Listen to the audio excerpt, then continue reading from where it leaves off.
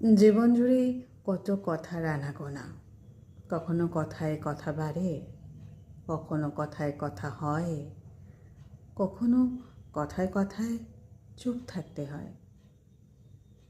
সময় পেরিয়ে যায়, কিন্তু আসল কথাগুলো বলা হয় না কখনো। সময় পেরিয়ে যায়, কিন্তু যাকে যেটুকু বলতে চাই আর বলা হয় না।